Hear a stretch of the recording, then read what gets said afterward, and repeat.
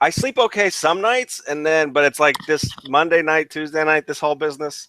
I don't know. I got like wrestling anxiety, I think. It messes with you. It does. Hey, everybody.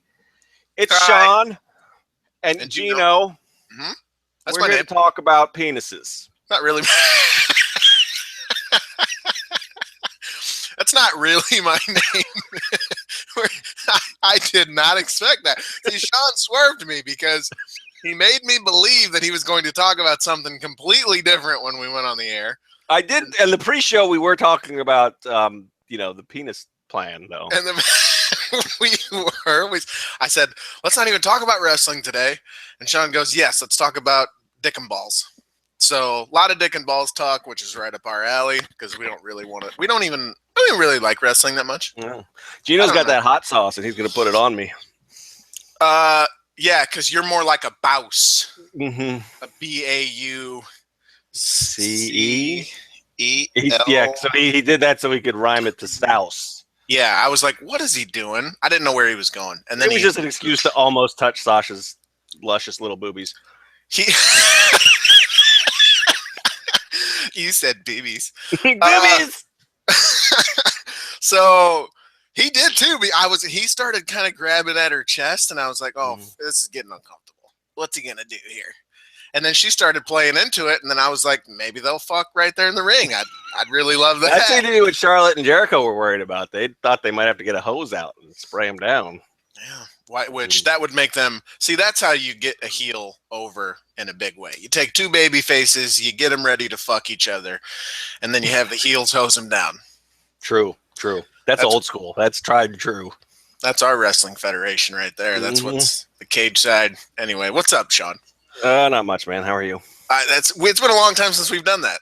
I know. And Lady J brought it up when I did that show with her last week. She's like, I've always wanted to ask you that. Yeah. So you immediately want to go right into you cheating on me? Well, I know it hurts you, and I like to hurt you. She wanted to bring you on to talk about the Cruiserweight Classic. You don't watch the Cruiserweight Classic. I did I watched. No. No, I did watch it. I binged it just to chat with Jay about it. Yeah. I have been watching the highlights, and I'm doing the spoiler reports, and it's like, okay, I watched the bracketology, I read Vitus. What did you think about it? I like it. I think it's because I was listening to that show, and it said you were going to talk about that, and I listened for like 40 minutes, and you never talked about it. She just went off on like a whole, I don't even know what she was talking about, the dog and the weather, and I was just sitting there. I don't know. Yeah, she's like, Gizmo might bark because mail might come, and I'm like, fucking show am I listening to? Yep. So anyway, tell me what you thought about the CWC. The CWC, it's different because it's not, the angles aren't like apparent. It doesn't feel like WWE Pro Wrestling, but that's a good thing. I think there's a lot of kinks they've got to work out, and hopefully they'll do another year of it because they can refine some of this stuff a lot better.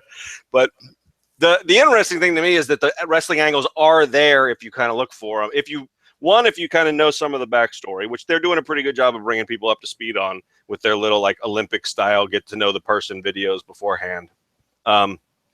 But they're also introducing more of it. Like Brian Kendrick has a much more understandable pro wrestling character. Videns wrote about this in his recap last week, where he's got a clear motivation. It's a little bit heelish, but it's not full on heel. But it's something that people who are looking for like an angle can relate to as the story goes along. And I think we're going to get more of that as it goes along. I think stories that start in the CWC are going to spin out into NXT and maybe even the Raw Cruiserweight division.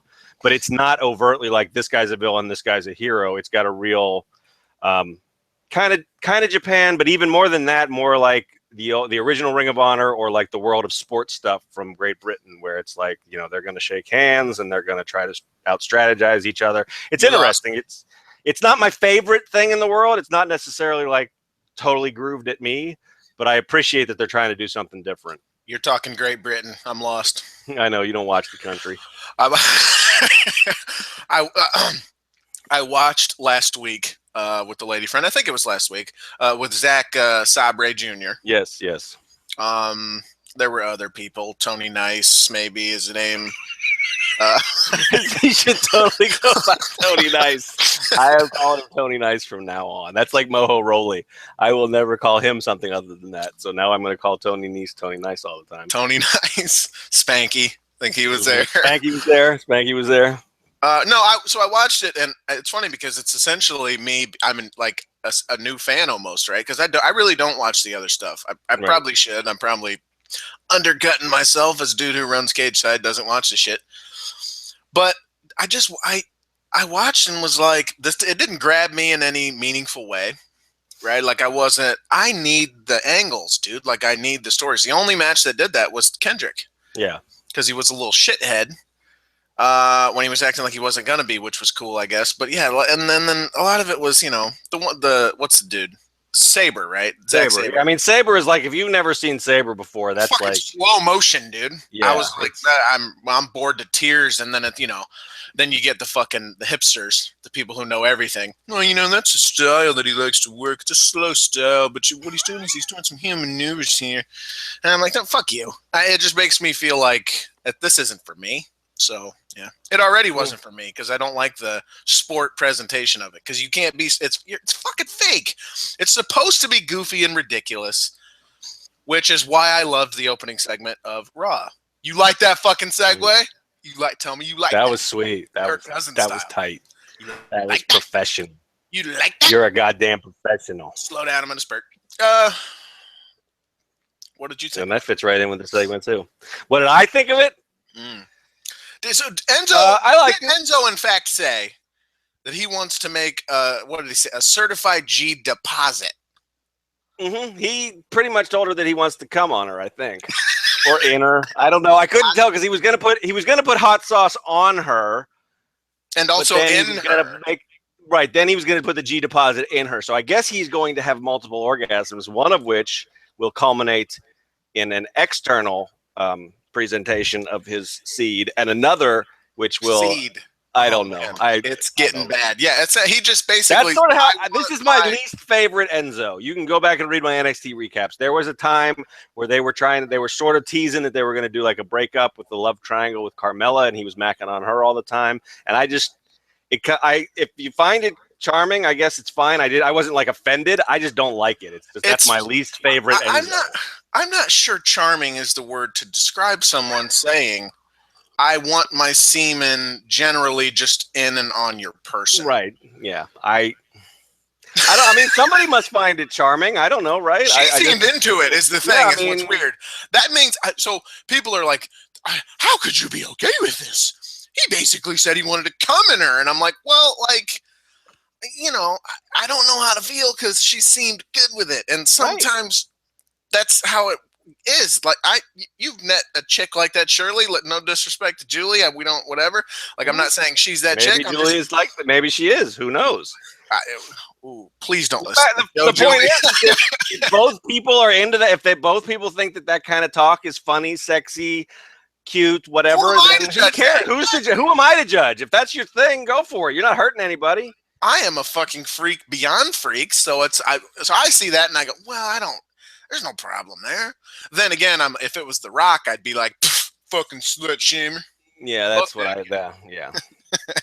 Sean he's upset. I don't get upset. I just recognize that's a bias that I don't know. I mean, maybe there were people screaming slut shamer about Enzo. I don't know. There were people who were mad. I saw this on Twitter. I know there are people on staff who are mad. So who's on? Oh yeah. We'll talk about that later.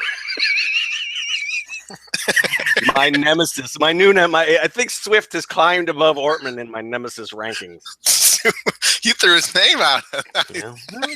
I don't think there was anybody else on staff that was upset as he was. I don't know. Maybe, I don't know. You were worried about him on Twitter. You thought maybe he was going to have some sort of a breakdown. Well, they opened the show and he was like, that was literally the worst thing I've ever seen in my life. I want to die right now. I didn't see that, but I would have been concerned too. Fucking Brongman Logjam came out and he was like, oh my God, I'm the happiest guy on earth. And I was like, look, I think Swift is in a manic episode and he needs medication. So Maybe just wrestling medication. I hope he's real okay. Life. I think he's all right because he says he's going to write about why he wanted to die after the first segment. So And to be clear, we don't think he actually wanted to die. But if he did, we'd like to help him get some help. Well, or not. Wow. There's a few. He's my nemesis, and I don't want him to die.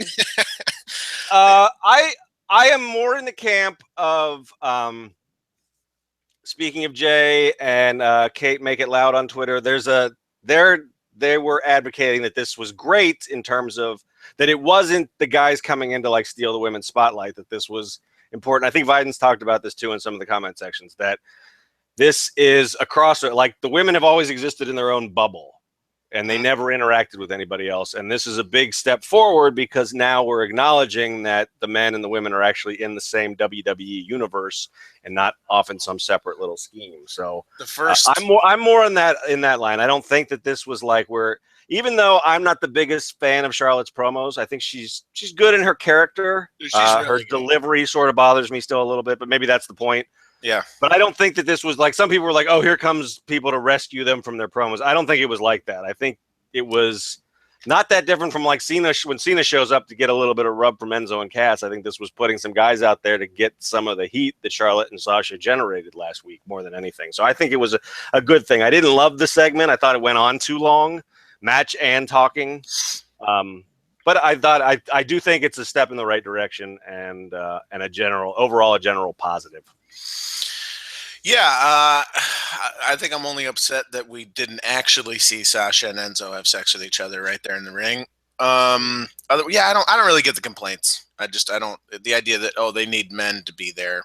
I didn't get that. Yeah, it felt like it enhanced what they were doing. Like they were still. You could argue they became supporting players, but I felt like they were still the focal point of the story. What do you? Yeah, I think so. I mean, did you just get a text? No, Swift tweeted at me that he didn't know we were having a feud. Oh. That's how the best feuds start. I don't know. Not really. We're not going to do that. So fuck out of here, Swift. I got in trouble already for saying I'm a sexy freak on my podcast. Oh, did you? Yeah. All right. Well, wait till good thing. Well, Julie doesn't listen to your show, so she'd be like, "Are you fucking serious?" She doesn't give two shits. Her dad does. So wait. Her father is going to hear you say she might. I don't know. We'll find out.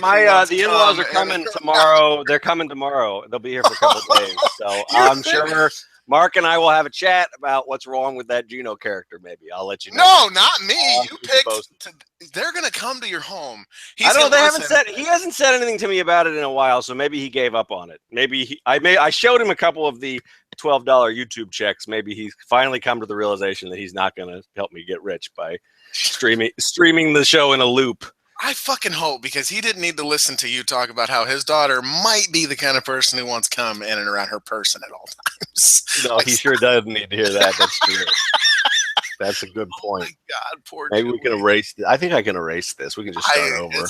For reboot live. There you go. Man. I'm in trouble. We're both in trouble. Yeah. How to not talk wrestling and get in trouble with your significant others. I know. I have not gotten any texts from my father-in-law, so that's good. What's his name again? Mark. Go fuck yourself. I like him. He's smart. Yeah. Go fuck yourself, Mark.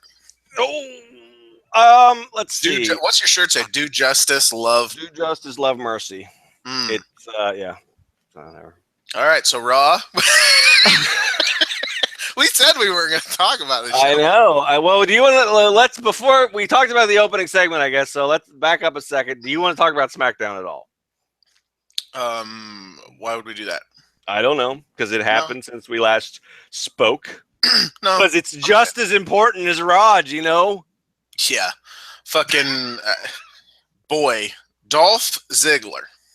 See, I knew you wanted to talk about it. I really don't, because I mean, the ramen noodle hair and ramen noodle. His hair looks like ramen noodles. Ramen. Ramen's Yeah, like everybody hates ramen. Everybody hates ramen noodles. All right, maybe that's how you say it in Iowa. Ramen proper?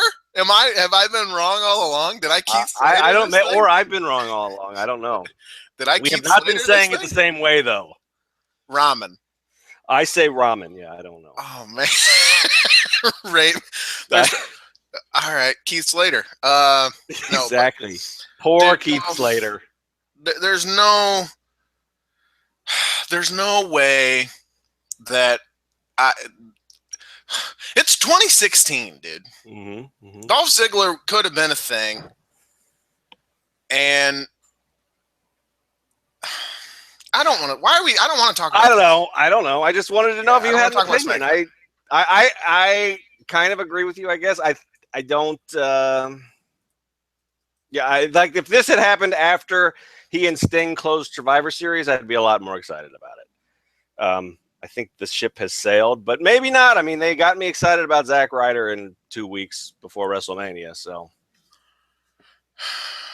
Yeah. I don't know.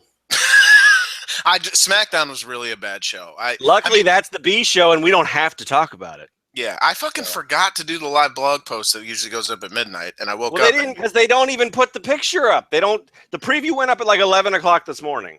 Yeah, they treat it second class in every single way. Like the only thing they advertised for this week was the American Alpha debut, and the only reason they advertised that is because they fucking put it on the show last week. Yep. And people are like, oh, people are being over, really, really hard on it, and people were who was it, Blackjack, who wrote a whole post defending it, saying you guys are being a little too whatever. But I felt very much like, I don't need to watch this, even though it has its own unique roster, which alone I think they thought would be enough to make you want to watch, because you can't keep up with what's going on Raw if you, or you know what I mean. You have to have to watch in order to keep up with stuff, because if you just watch Raw, you can't keep up. And I didn't really get that feeling at all, as I don't want to. I don't care to. Like I cannot describe to you how little I want a Dean Ambrose versus Dolph Ziggler feud for a major. That was my initial reaction, and it's not like. I'm not mad that it's bad booking or anything else. I'm just not, as a as a fan of wrestling, that does not interest me. And maybe it would be better if we did that. If we said, well, I'm just not interested, and people, then they're not attacking us. But I mean, there's nothing. We're not those kind of people. We're just. I think even if we say which I think I kind of did. I'm not a fan on a subjective level of either of these two guys. I still got tweets from people like, oh well, blah, blah. Whatever. If you dig it, great. I don't know what to tell you. I mean, we're not going to talk.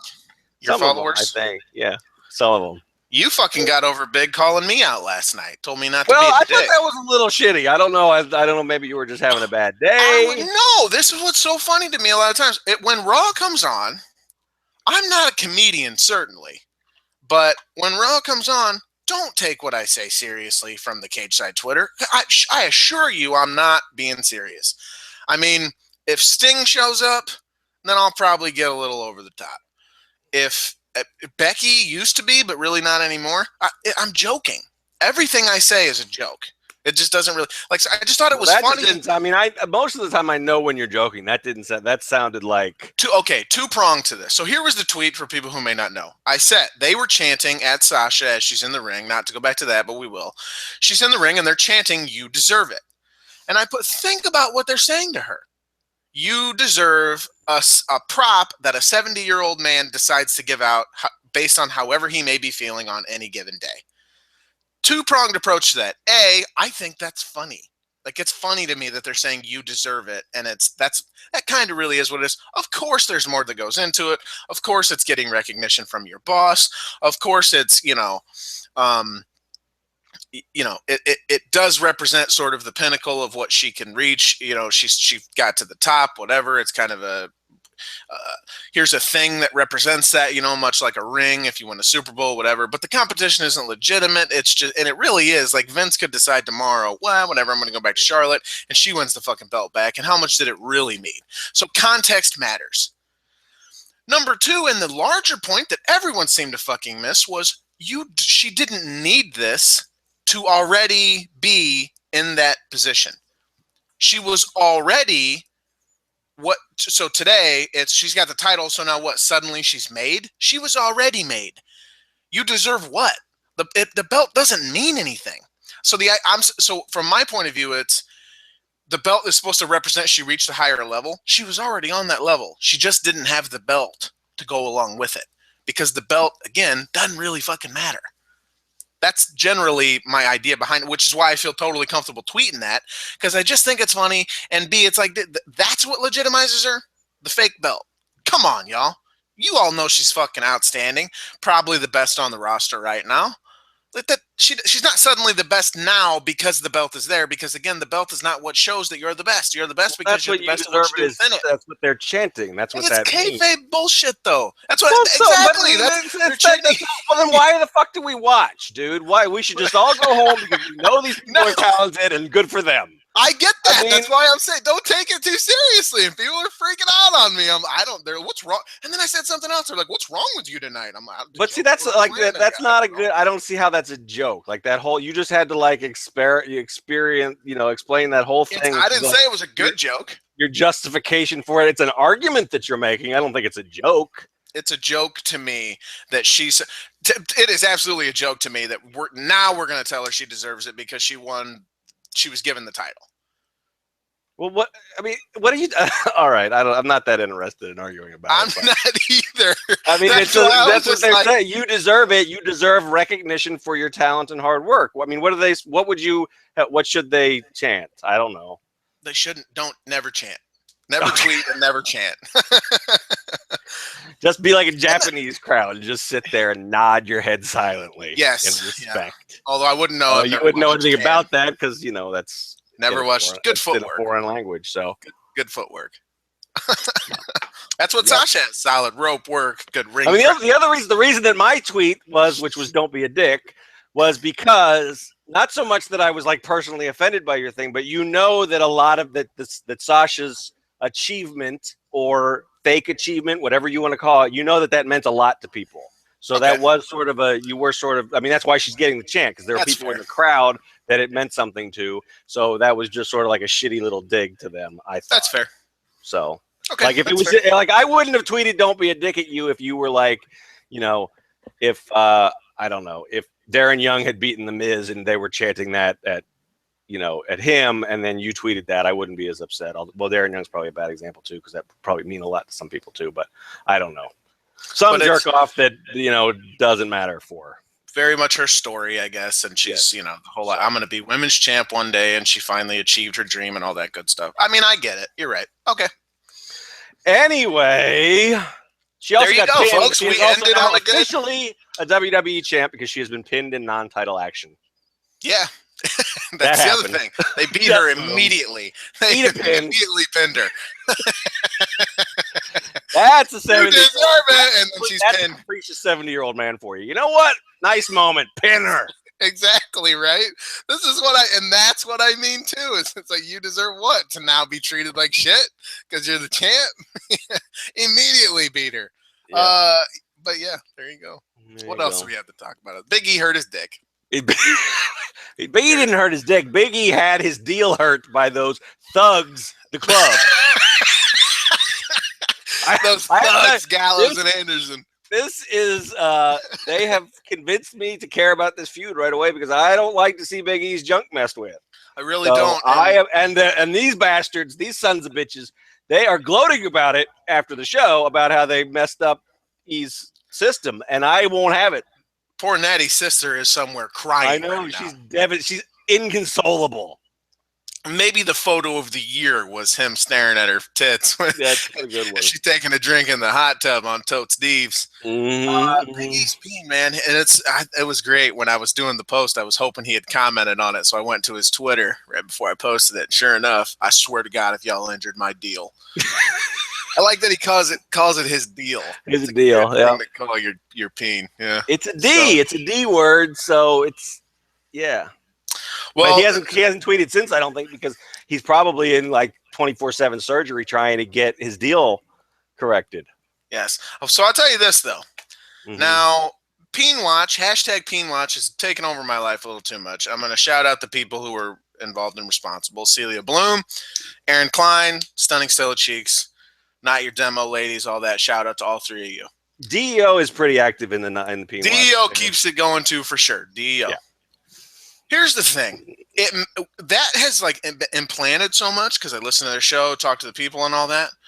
You actually start to really look for it. Mm-hmm. So I've been looking for Bulge.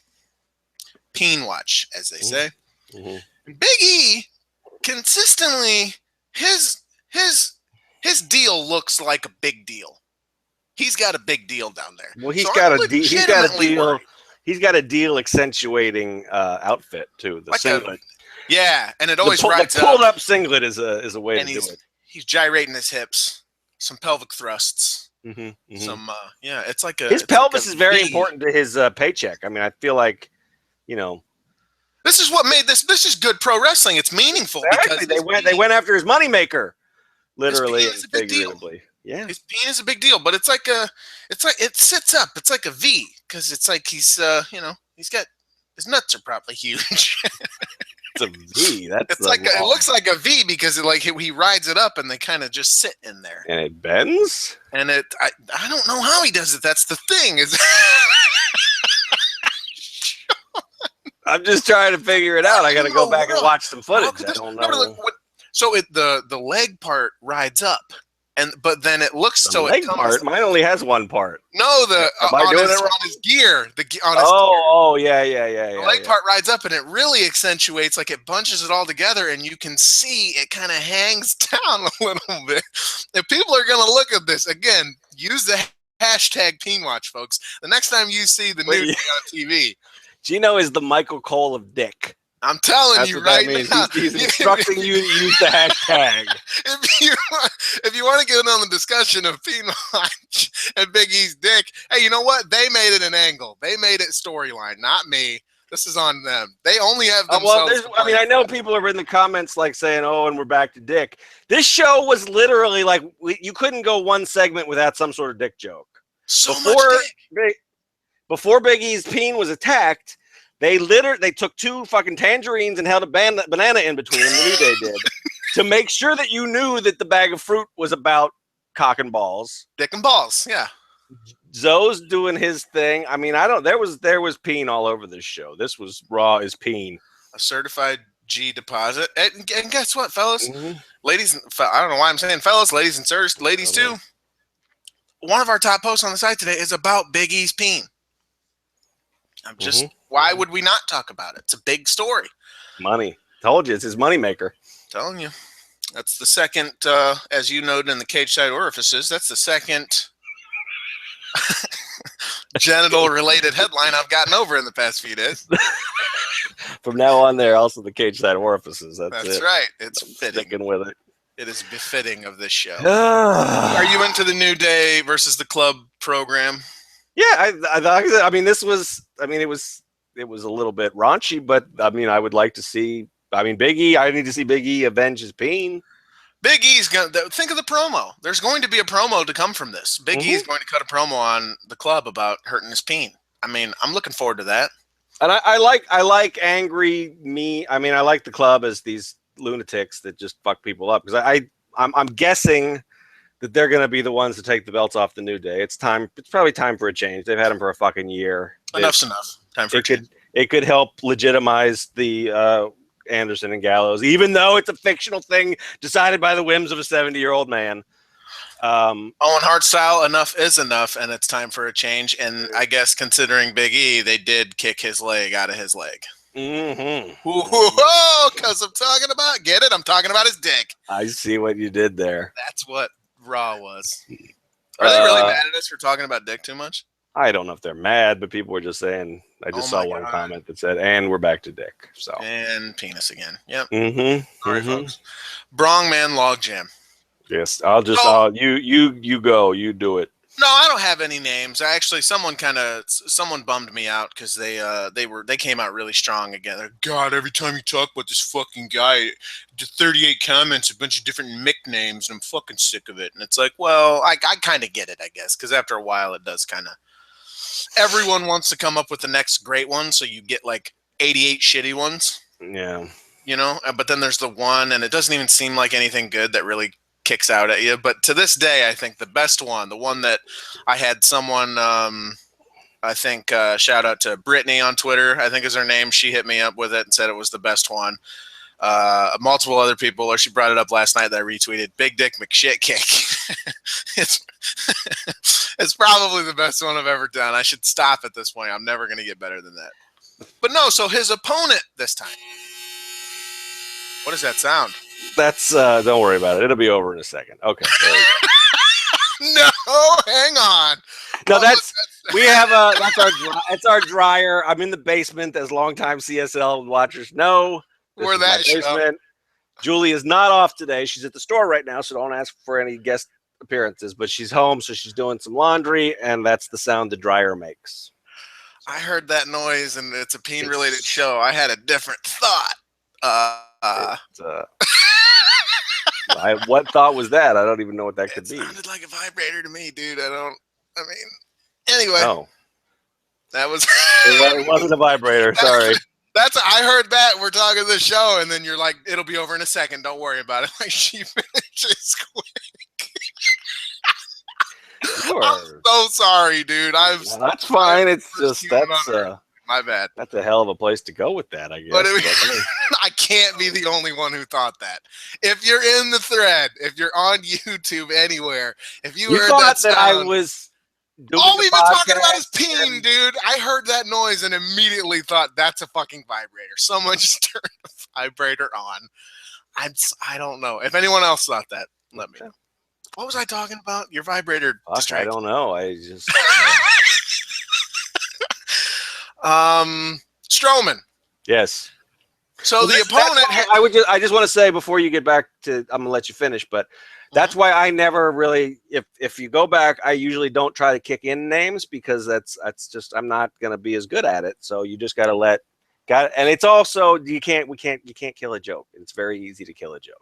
Yes. WWE does it all the time. So I think we've done that with that one. So it's time to. It's like we don't do fired anymore. Really, we don't. There's a bunch of ones. We're actually pretty good. We hit a sweet spot and then we back off and find. You move on. Yeah, we can't. We don't do not as good as Brooklyn anymore because you just can't do that. People really keep the fired thing going. Yeah, it was a good gimmick. How many times is Sean gonna get fired today? And it's like we'll break it out if something big happens. Yeah, I mean, I sometimes I deserve to get fired. I mean, yeah. But this guy had a chin.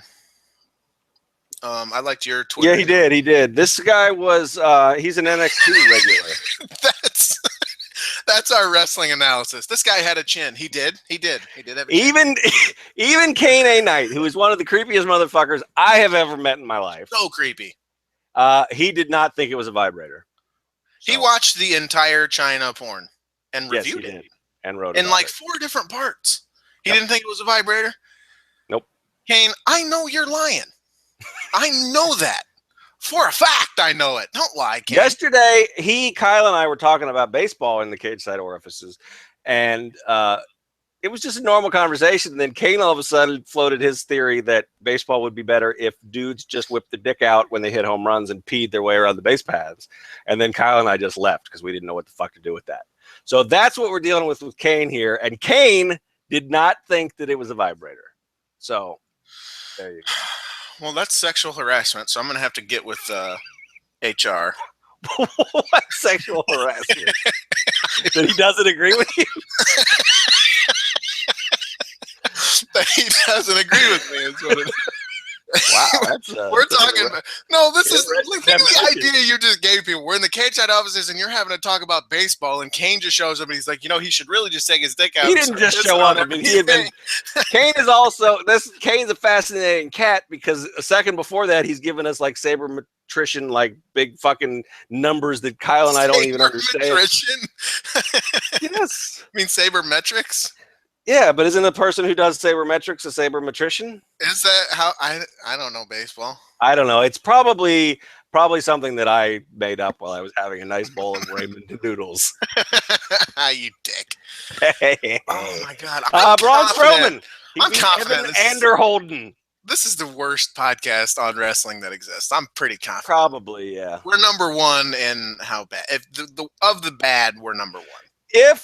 So speaking of Kane, he did this new feature, right, where he broke down how much wrestling was on Raw and SmackDown. Pretty cool. I didn't even read that. Was it more Raw than SmackDown? Yes. Yeah. By percentage, not even by numbers, just because it's a 3-hour show. But then relatively, yeah. If someone were to do that with this podcast, like how much wrestling do we talk about versus how much, say, cock and balls? I think we all know what those numbers would indicate. A landslide. Yep. No. So the dude had Braun a chin. Strongman. He had a chin. Mm-hmm, And he did. he said, I really like the new thing that they're doing, and they don't do it for Nia. Is it Nia or Nia? Naya. Nia. Okay. So they don't do it for her. Where they interview the dude while fucking Strongman's on his way to the ring. Mm-hmm. Right before the roar. That is the fucking greatest thing I've ever heard in my life, dude. But, dude, it really is. Every time I hear it, it just makes me feel good. Like, it's like he's your father, and he's trying to replicate sounds of like a jungle or a safari while you're going to sleep. That's what that really says. It's not terrifying. I'm not sure that that's normal dad behavior. But, my dad was a weird guy, Sean. That help you sleep? Safari sounds. Yeah, my dad. I don't know if that would help me sleep. My dad would just come in the room and scream at me. Yeah, that'll keep you on your toes. I suppose. That's how I would go to bed at night. My dad would just come in, roar, and then I'd pass out. Geno's still up. Oh shit! I forgot to yell at him. I'm just picturing my dad coming into the room and doing that.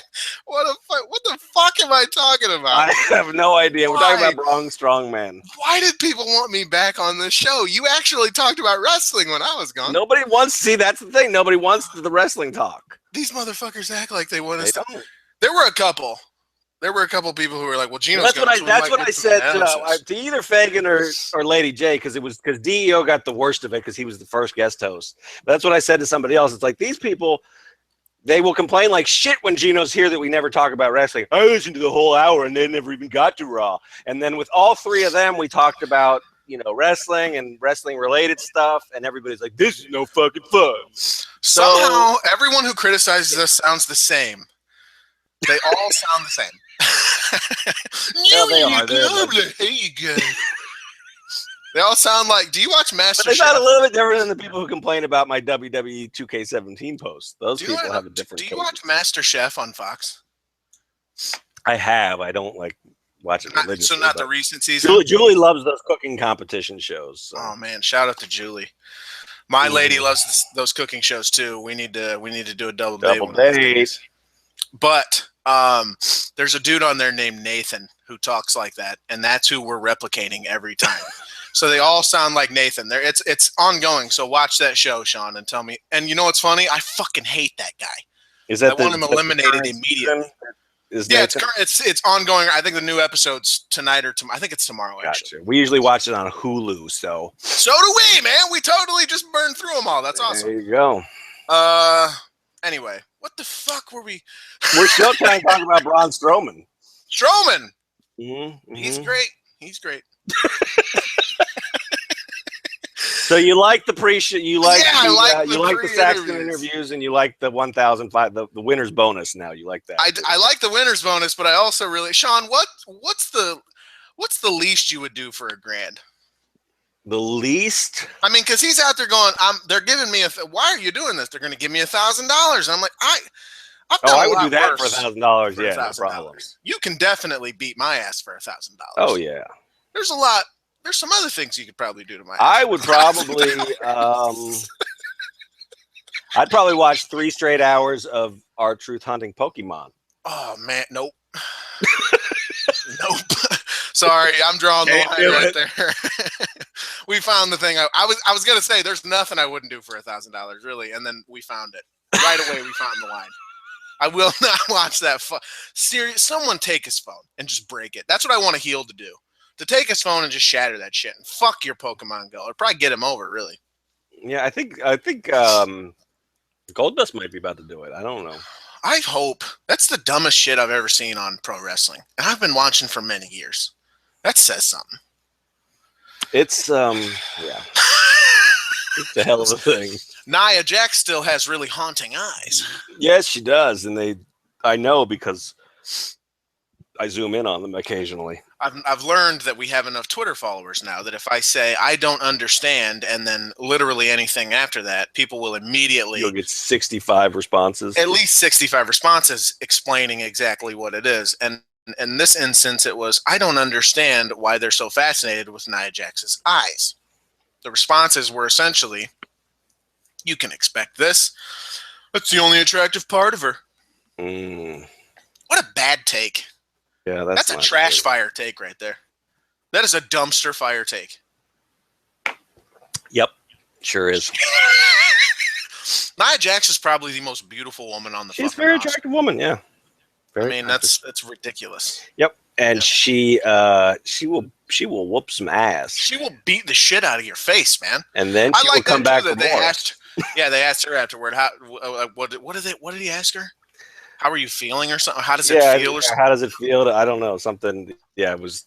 Yeah. Splashed her in the corner. Was like, well, ask her how she feels. Ask her. Yeah. I thought that was good. Didn't really come across.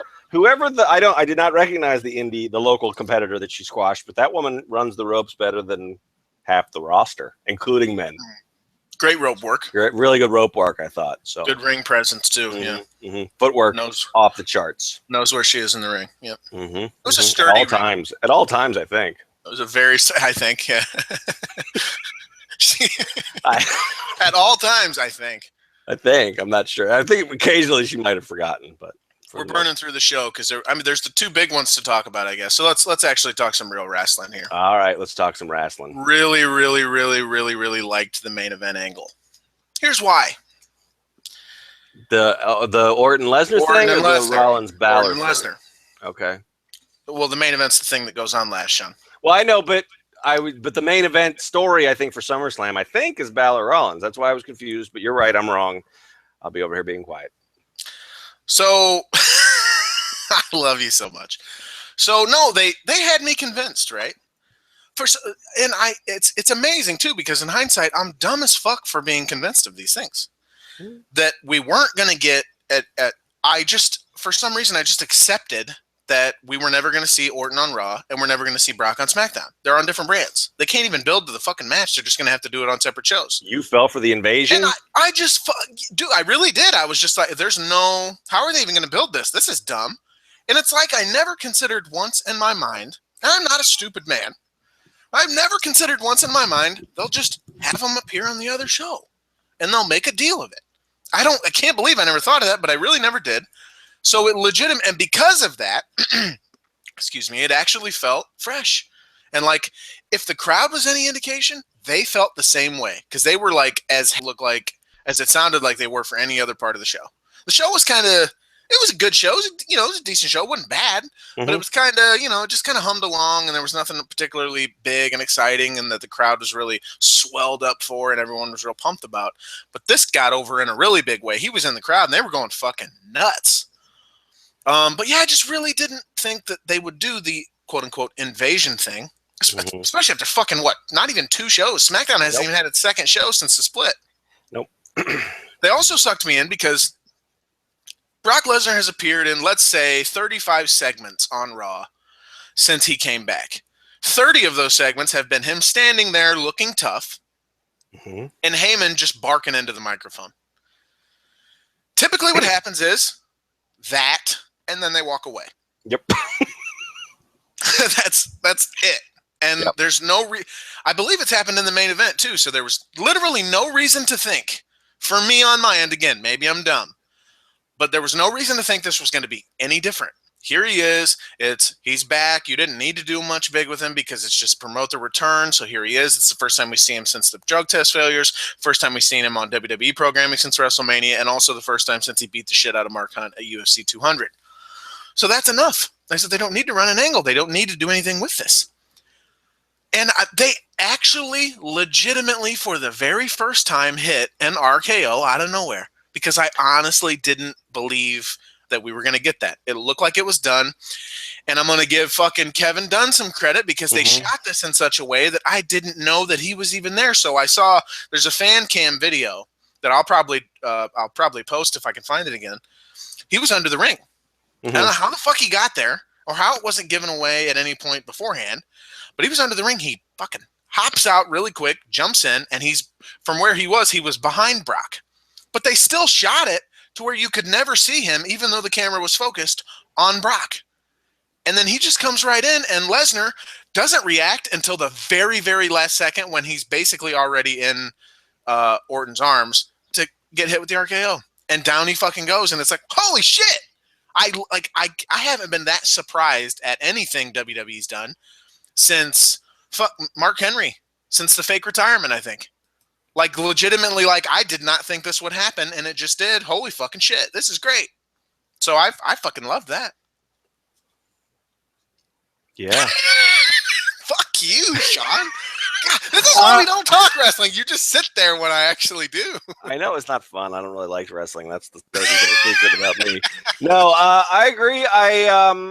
Apparently Randy Orton can now like teleport, as far as I know, because I haven't seen this fan cam footage. So as far as I know, he just appeared. He's like fucking Nightcrawler. He just bamfed in, grabbed Brock by the neck, and RKO'd him. So that was cool. And I thought the other thing that I liked, the thing that I really did like about this segment, and I was with you. When it started, I was like, well, maybe they'll have Randy come out, because I remember the end of the last brand split where it didn't matter at all, and people were just always on other shows. Mm-hmm. So I wasn't thinking that this was some sort of, sacred bond that would never be broken or whatever, like they were making it out to be. But at least they did. They followed it up with the selling it, like Stephanie freaking out about get him, and fucking Mark Henry came out. Whole roster came. Cesaro was out there. I think Kalisto, a bunch of dudes were out there, actually. Kalisto can't even get on the show, but he is there to preserve the sanctimony of Raw. Yeah, like, what's he doing here? I was rolling, because where I was with you is I was just sort of rolling my eyes on the whole thing. I mean, Heyman's a great promo, but we've heard it all before. They lulled you to sleep. Exactly. But Heyman did build up to where, I mean, Orton hit it just when he was talking about how, he was selling it as the out of nowhere thing and how that wouldn't matter. And then boom, he showed up and it mattered. So that was good. I like that. I like when they tie that kind of stuff together. Yeah. It was good. Yeah, it's interesting. I mean, I was watching the promo just to like see what Heyman would say about UFC at all, which wasn't a whole lot, but I don't know. It's hard for me to separate my smart brain from my Mark brain with Brock right now, because I want to like, what's the fucking answer? Like, are you gonna we're gonna get to the bottom of this the only thing you're gonna say, and then you're gonna get suspended for 2 years and we're never gonna bring it up again? You're talking about in regards to the UFC? Yeah, with the USADA, and because I feel like, obviously, and that's what Vince and he were hoping that was going to be a huge selling point for him now, when he came back, and now it's something that has to be danced around. It's weird. And there was also, I saw that a few people on Twitter were saying he looks smaller, and I don't know if that's, I didn't measure him or anything, but he didn't look quite as huge as he did in some of those. Well, remember, he had weigh-in photos. He had to get down in weight to get the weigh-in limit for heavyweight in the UFC is 265. 265, yeah. So if he walks around probably in WWE closer to 305, and he's not like you and I, where we just. But he still didn't look quite as swole. I don't know. No, but he'll get back to that. I'm sure, and it'll take time, but he has to build that back up. I'm just saying he didn't look as swole as he did at UFC 200, though, is what it looked like to me. But I don't know. Really? That could be my mind playing tricks on me. Yeah, you don't see. Like I said, I there's no way to like measure him and stand him next to each other. So well, and he's also, when they weigh in, he's dehydrated. He's not. There's no water. The water retention, right, or whatever it is, and so he's. Right. See all the lines and all the definition that's there, and then here he's got a fucking shirt on. It's you know what it is? It's that thing like they're doing in football now. Every football player on earth, apparently, there's a controversy over whether or not they're fat. Now it's Tony Romo. You see this? No, I haven't seen the Romo thing. They said, well, he was running and the angle's kind of weird and his shirt looks a little puffy, so they're like, oh my God, is Tony Romo fat? It's like he literally goes to the press conference, he's looking svelte as fuck, and they're still doing the stories. It's such a weird thing. So it's kind of funny that it invades here. He doesn't look as swole. He's wearing a shirt. What are you talking about? I don't know. Yeah, I didn't feel that at all. That never came into my mind at all watching this. Yeah, I was listening to see what Heyman was going to say about how they were going to play that as far as the angle goes. So. You know what? I agree with you. They did play it as far as Orton. Obviously, he said the thing, and people got mad because I said he was shooting. They're not going to acknowledge it, I guess, on their end, but If you're WWE, do you suspend him? Do you do anything? Apparently not, because he's a part-timer. I mean, I mean you. Oh, me? Yeah. What would you do? I'd cut him. Well, I mean, that's the thing. At this point, I mean, what does he bring? What value does he bring? I mean, I guess people are hot for this angle, so that helps. But I mean, SummerSlam's going to sell regardless. He brings value, certainly. I mean, but he's not. But I don't. But he's not like a guaranteed draw. I mean, we've talked about this before. I mean, they don't necessarily. I mean, he doesn't sell out the house shows that he's on.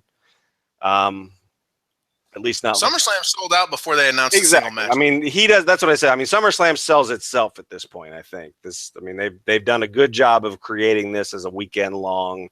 I mean, they're there. I mean, we don't. I don't know if they're at Barclays for SummerSlam, but they're going to be there for at least three straight nights. Yeah, they are. That's one of the nights. NXT, SummerSlam Raw. Right. No, I know, but SmackDown is what I meant. I don't know if are they. Oh, SmackDown. Yeah. No, I don't think so.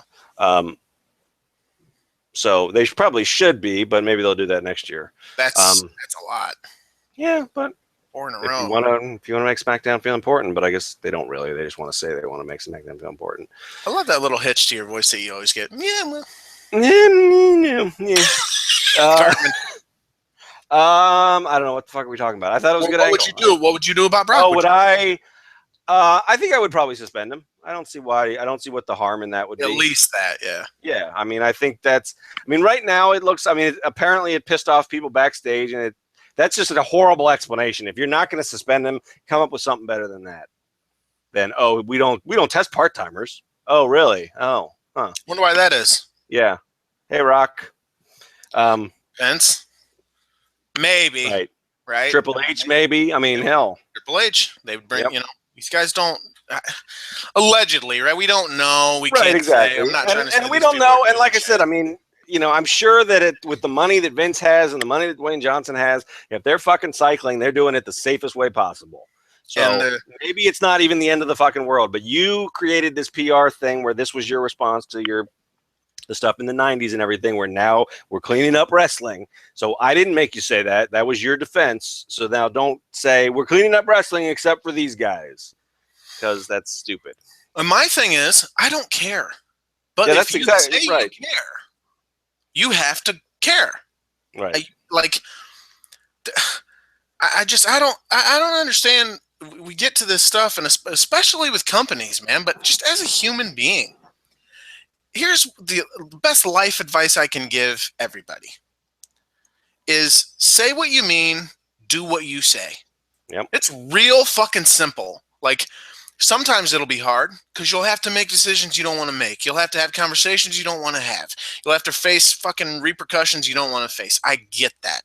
You will be a better person if you just say what you mean and do what you say.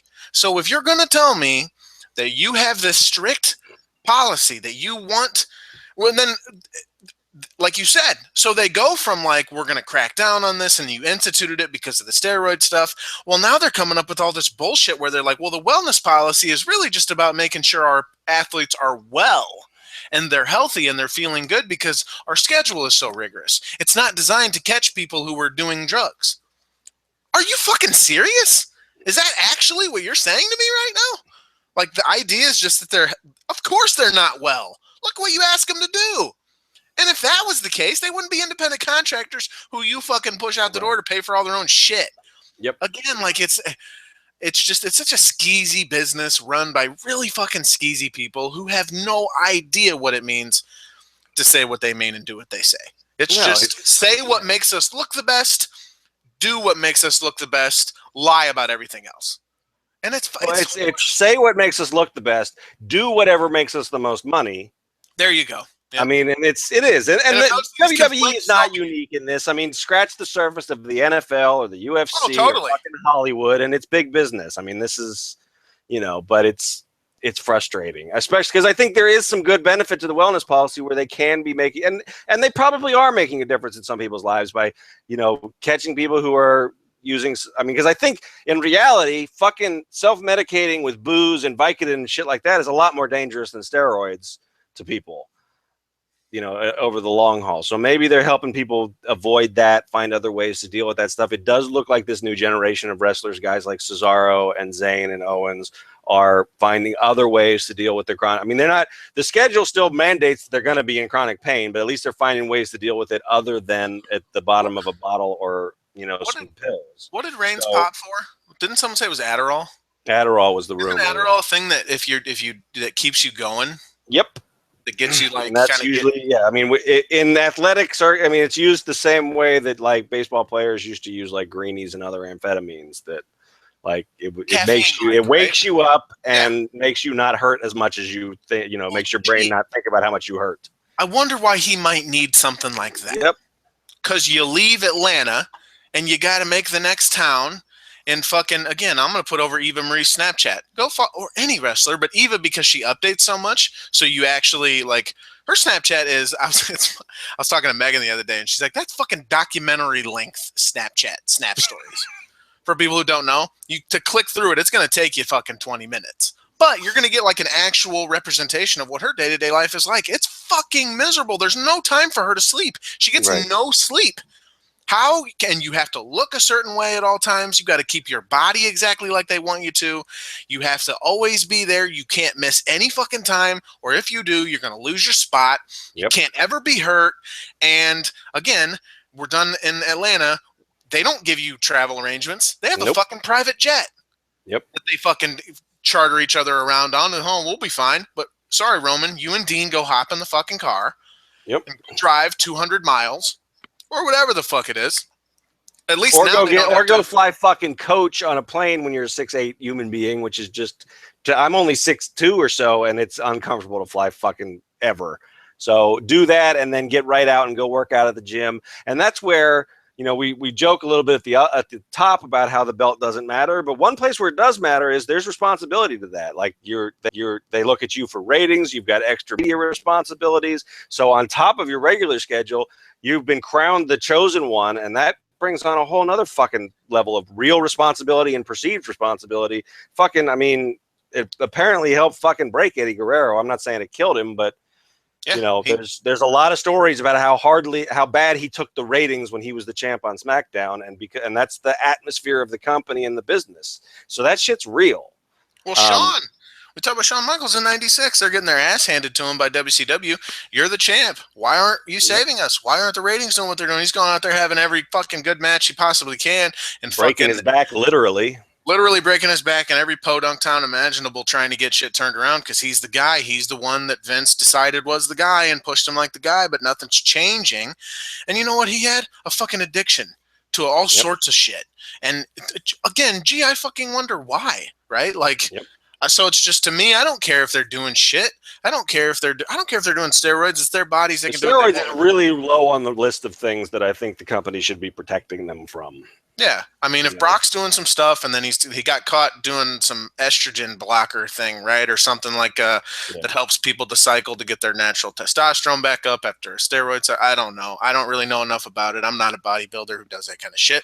I mean, my thing with Brock is I'm not judging him as a person, but it's interesting to me because he built his brand, so to speak, on, I mean, he was out there making fun of John Jones as being unprofessional and all this other stuff. And, he's just a jacked white boy. I mean, this is his gimmick, for lack of a better term. And then, or maybe you're just a big fucking fraud. I don't know. and not so much because you cheated because you used steroids, but like you said, say what you mean and do what you say. He said one thing and then he did whatever he did. He did the wrestling thing. He did the thing that he thought would make him the most money. Yeah. Which is the opposite of what he said he was doing. You know what you can do in a situation like that? Don't say anything. Yep. You're safe that way, right? You don't have to fucking and that's one of the biggest fucking life lessons I've learned is, without getting into my life story, I used to always have to have my fucking story straight because I was a big fucking liar without getting into any details. And at some point in my life, I just decided I'm not doing that anymore.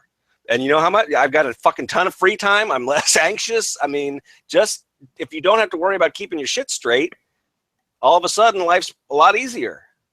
You don't have to remember anything. Yep. I've been the same way at a time in my life, as you know. I've talked to you about that. The same kind of thing. You get it. It's just a snowball effect is what it is. Is you start, you tell one, and then you have to cover that one up. So you have to tell another one, and it just rolls right the fuck downhill.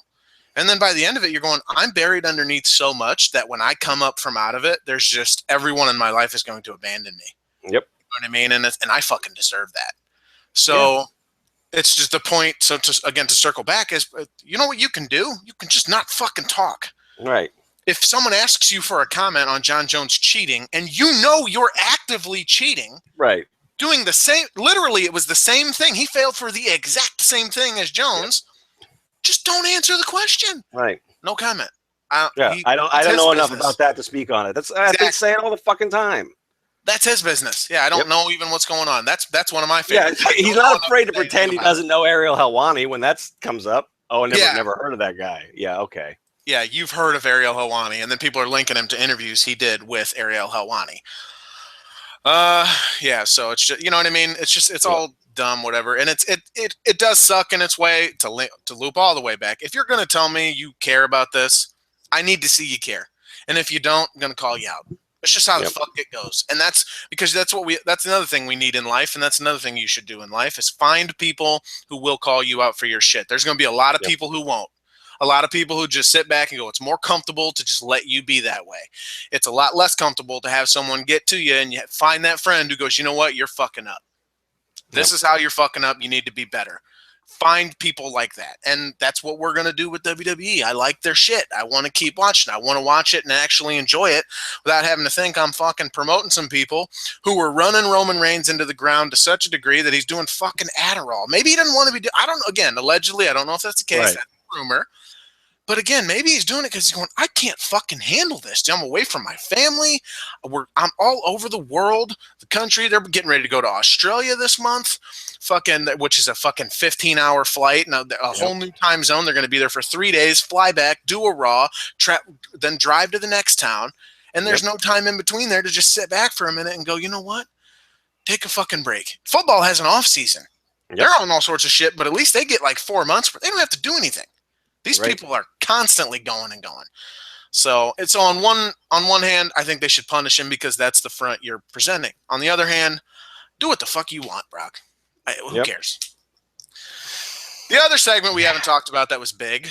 You want to talk about while we're there? You want to talk about Roman's move to the U.S. title feud? Oh, yeah. There's two, I guess. So Finn and Seth and then Roman and Rusev. Dude, people are talking like Rusev's going to go away to be on his honeymoon and do the Bulgaria wedding and shit in Bulgaria because they're doing the two. They filmed the one for Toad Steve's, and now they're going to do the Bulgaria one. If he leaves our TV, I'm going to be pretty fucking sad. I think he's going to be gone for like 2 or 3 weeks, but I think he is. I mean, I don't think you can go and I don't know. You can't have a legitimate honeymoon. How long was your honeymoon? 10 like days. An extended thing? 10 days? Yeah, it was a long vacation, yeah. All right, well, maybe he will miss a few weeks. I mean, I don't know. Maybe he won't go that long, but I still think, I mean, just to go to Bulgaria, get set up, I mean, that's not something you can do in like a 2-day swing, I don't think. Is that a typical thing? What? 10-day honeymoon? I don't know, a week. I mean, it's a long, I mean, yeah, I don't know. A long vacation? I don't know. All right, cool. Well, fuck, man. I'm happy about it, though. Really like Roman Reigns Rusev matches. Really like the pairing. Think they've got a natural chemistry with each other. A lot of cheers for Reigns. Felt like he was received very well.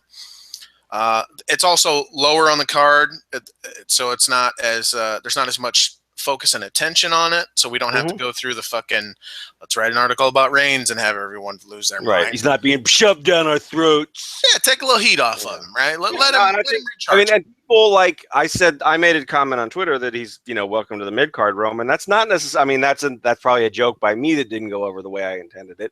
But I don't mean that as a slam, like, ha ha, you deserve this or anything. I mean, I think that's just it is what it is. I mean, the interviewer, the New Day introduced Bootios to the world that had that Becky quote that I transcribed a few weeks back about her vision for how to fix women's wrestling or make women's wrestling better. Like Big E was talking about how, he's proud to be a part of the mid card. It's an important part of the show. So it's not a slam, but it is. I think this is very much the Vince McMahon, you fucked up. So now I'm going to put you through some trials and I'm going to see how you handle it. Right? I mean, he did it to Triple H. I don't think it's going to be as bad as what he did to Triple H, but I think he is going to say, all right, if you are the guy I thought you were, I'm going to make you work a little bit harder. I don't know. That's the wrong thing to say based off what we were just talking about, but I'm going to I'm going to treat you a little bit differently than I have been, and we're going to see if you complain or whine. And if you don't, you're going to end up rising back up again. I think that's what this is. And I think he does. I think it would be good for him to have the U.S. title for a little while. I don't want to see Rusev lose, but if he's going to go away for a few weeks, they just did the thing where Miz left with the belt, and that belt is a little bit more important now that it's the only other singles belt for men on that show. So I don't think they can afford to have it disappear for 3 weeks. So I think it probably leads to like a good trilogy. Like you said, the matches are going to be great. They had good matches on SmackDown a little while back. And it should be good for both guys, which is that's supposed to be the point, right? I mean, that's what we're trying to do. Looking forward to it. Yep. Finn Balor. Mm-hmm. Someone sent me something. Finn watch? No. You thought about doing it. I was considering it. I was going to do the same picture where he's not on the tree, and then keep doing it and hope for a day when he missed the show, and then I'd have the picture with him on the tree. And then it would be cool in reverse, but then, I think it wouldn't have as much impact as the initial watch. I don't think he's missing the show for the next month or so either. So no, he's a little bit important to things right now. Just a little bit, like a half cup. So it's funny because I felt like there was a fear surrounding, okay, is he going to be able to hang on the main roster? Because they ask different things of you on the main roster than they ask of you in NXT. Especially on Raw, 3-hour fucking program, and especially now because you're going to get more time for every single thing that you do. And I thought he did really well. They got to make some time for Jinder Mahal, though. So. Oh yeah, and because they don't want to hinder Jinder. No, you don't hinder Jinder. I'm already over that. No, but I thought he did really good. I was, certainly he's not going to fucking knock anyone's socks off with his promo work, but he's a good enough promo that he was fine right next to Seth. He looked like a star, felt like a star.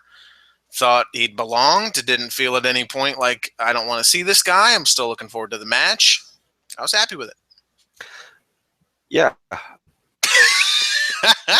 I was actually going to say more, but I wanted to stick to the thing. I wanted to stick to our theme. I was among those who's concerned. I'm not the biggest fan of his interviews on television in NXT. I think he does a lot better with a live mic, like on a lot of the house show videos you see where he's been counted on at NXT to be the guy that closes things out and, delivers the "We Are NXT" message. But the way that they chose to present him, and that's why I think it's probably more on creative in NXT than it was on him. They've chosen to present him a lot of time in a sit-down interview where he talks about how his Legos and how much he loves wrestling, and it's just very generic. And it was smart. It was a controlled promo, but they gave him some good lines. The only thing that you're going to get handed at SummerSlam is your ass is a good line. And I thought Seth did really well. Both guys, I think, this is so far, pretty good shades of gray type stuff. I mean, Seth did the not cowardly, but he did the heelish thing, going for the cheap shot at the end. But his promo is still pretty much like, if you want to cheer for Seth Rollins, there's not a lot of reason not to in the content of his speeches. So I know he annoys some people. I kind of dig. I mean, Seth is a good case study for me too, because when he came into WWE based on his work in Ring of Honor, I wasn't excited about him as like a well-rounded character. And that's sort of how I feel about Finn now. I have not been impressed with him as more than just an in-ring performer up till now, like super impressed, but maybe he's going to really take the next step here. It was good. I was not expecting much, and it delivered a lot more than I was expecting. So it got me more excited for SummerSlam, which is the point. So. Yeah, Seth was a good example of, and I was kind of thinking of the same thing. Like, he's grown quite a bit, and I'm like, well, maybe there could be growth with Finn, but he's also, he's older and he's been around for a really long time. So it's kind of, well, how much growth could there be? But then again, right. Seth's been around for a really long time. And then if you get him in that, now he's on the main roster and he's around different people and it's a different situation and he's forced into uncomfortable things that he's never been in before. Maybe that will help him grow and he'll become much more than he currently is. So I don't know. I'm good with it either way. I'm excited. I'm looking forward to it. Word. Do you think, I'm pretty sure, I think I know who's winning, but that's all right. Yeah, it's probably Seth. I'll be pretty shocked if Balor is the first Universal champ. Maybe they'll do it for a shock factor. I mean, the thing too is that they put Finn there and then they put Dolph in the other one. I really, it almost makes me feel like they don't really feel anymore like it's a star-driven business. I don't know that they think that. I don't know if that's a good or bad thing, but I don't know that they think that. Or maybe they just think that right now they don't have that kind of star, which I don't mean as a knock on Roman or Dean or Seth. It's just they're not The Rock. They're not Austin. Sure. So maybe they're recognizing right now we don't have that guy, so we need to build it. Finally, I mean, which is what a lot of us have been saying for a long time. You don't have that guy, build up 7 almost that guys, and maybe that's finally what they're going to do. Yeah, and then we get cool matches like Rollins versus Zayn. And that's you're kind of forced into that by doing what they're doing now. Although, I don't really like this new thing where I guess it's not a new thing, but they're bringing back all these old guys. The reason the brand extension didn't work the first time was because this was the kind of shit they would pull. I don't want you to bring Jinder Mahal back. I want you to bring a new guy up. Bring a new guy in. Make the new guy. I don't know. It's I mean, it's still this overall. It still felt like a different show to me than what we were getting before the draft, which is good. I mean, there was some stuff that fell back into the old formula, but we're getting the squashes. I'm not super jazzed about it, but just at I don't know what the right word I'm looking for is, but at a high level, I like what they're doing with Darren and Titus. I mean, because it's not a feud I care a lot about, but they're taking the time to make it a story, which is better than just saying, "Oh, here they are having a match." I mean, there's an angle there that they're building up, and maybe that appeals to some people, even if it doesn't speak to me. It's better than Pokemon Go. So, the brand split's been really good for the Rising Stars or whatever their names are. They're on TV every week now. The Shining Stars? Shining Stars, that's what they're called, yeah. Rising Stars. I don't know. They're still in WWE 2K as the fucking Matadors, so nobody gives it. They're the SmackDown of the whole roster. On 2K17? Yep. They're Diego and Fernando. Yep. Oh God. All right. Well, that was Raw. I think we covered it all. I think so. We talked wrestling at some point, so for all you people who complain we don't analyze. Yeah. No comedy. Man, I got cat hair all over the shirt too, which is not that surprising given that's what we need. How many cats I have. So I won't be here next week. So no, you won't. I will have nobody actually cares about that, but I'm just going to tell you anyway, so you can all get ready to mark out for Geno's guest host and I'll have a special. I even exist. So whatever. A special guest host from the Not Your Demographic podcast. We all know it won't be the fucking riot that happens when Roscoe's not here. So you guys can all pretty much go fuck yourselves. But there you have it. I thought you'd go out on that, and then you didn't. I wanted to, but then I didn't. No, I'm gonna have Stunning Stella Cheeks on next week to talk to me. She's from the Not Your Demo podcast. She's great. She's funny. She's awesome. I love that show. And then someone even said, you guys should merge shows at some point, like do some stuff. And then they had me on theirs, and then they turned my mic off, and that sucked. But that's why they're over with me, because they fucking buried your ass. Wait until she gets on this show, and then she just starts talking, and then that's interesting, Stella. Anyway, so about the, I think you'll have control. You can just fucking mute her from the Hangouts control room. I'm entirely certain she could beat me up. So I don't want to. I'm not going Enzo here because that was the other thing about that. Like Sasha slapped Jericho. The other thing about that segment that I didn't say was I'm fully confident if Sasha wanted to at any point she could have thoroughly beaten the shit out of Enzo Amore. So I never felt that much like it's like this is only going as far as she wants it to go. Oh, and Charlotte could beat up Jericho. So absolutely, that's not even a question. Quiet. I actually like Jericho on this show. He was pretty great, I thought. Yeah, I mean, his gimmick is totally just like sleazy old man. But you know who we didn't talk about? What's the name? What name did he come up with KO? Jericho is back. Jim and Marvin Luter. Jim and Marvin Luter. Jim, what's his name? Jim? Toughest man in west of Winnipeg. Jim and Marvin Luter? You don't know Jim and Marvin Luter? Like he finally put them together, and then you don't know Jim and Marvin Luter? You idiot. I looked at it again this morning. Greeny's tweet about how I'm tired of this bullshit bait switch with Jim and Marvin Luter. That is a great thing. That's way better than Bronx Strong, man. I'm telling you. Yep. Jim and Marvin Luter. And that's for everybody complaining. People wanted this podcast to be called Bag of Fruit, different things. First of all, don't tell me what to name my podcast. Yes. Second of all, go fuck yourself.